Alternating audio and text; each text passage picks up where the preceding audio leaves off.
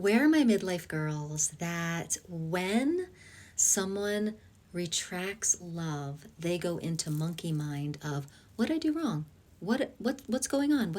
And they try to make logic out of someone else's trauma. So think about this. Someone else was unable to communicate their needs and wants, desires from you. So they kept it in and they got resentful and they got to a point where they got overwhelmed and they couldn't handle you because they never communicated their expectations to you, so you could never deliver it.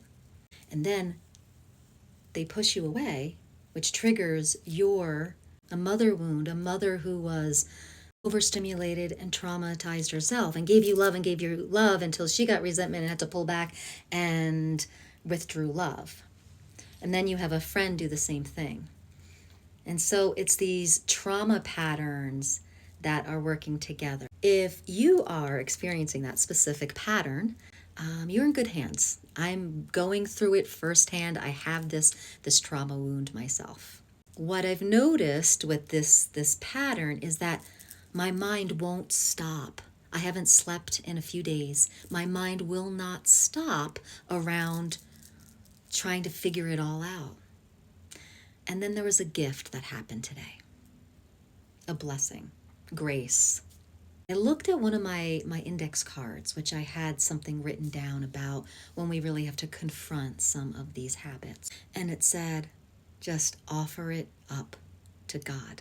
Offer it up to Source. It sounds so simple, right? I mean, I have a toolbox about as big as my house full of metaphysical tools, right? I did what it said on that card, which is, God power within me is greater than the power causing me to perseverate in my mind and feel the hurt and feeling unloved. I yield my mind today to the source power within me that brings peace to my mind and body. And I said this over and over and over, and I kept feeling into source. I kept focusing on source.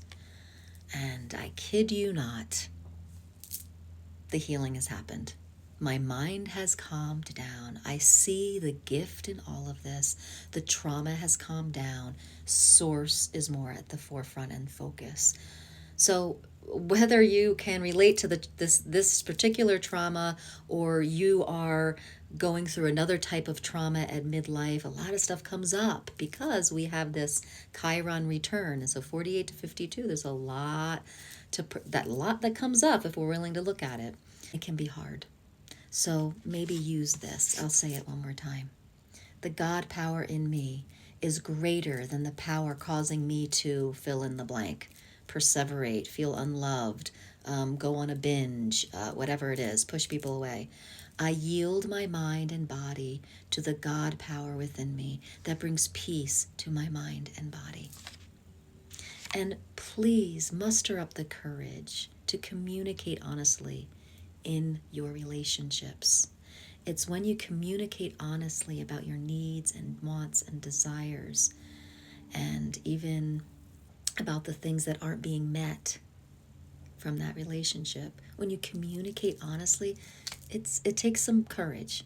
But when you do that, it doesn't build up the resentment and create a drastic measure. Okay? Have the respect in your relationships and the courage to communicate so that the trauma patterns don't come up and start creating this really tough situation to work through. But if it does happen, you've got this now, and I'm telling you firsthand, it works. And remember, I have a spring special, Spring 44, if you could use 30 minutes of someone to just hold you where you're at and help you move some blocks.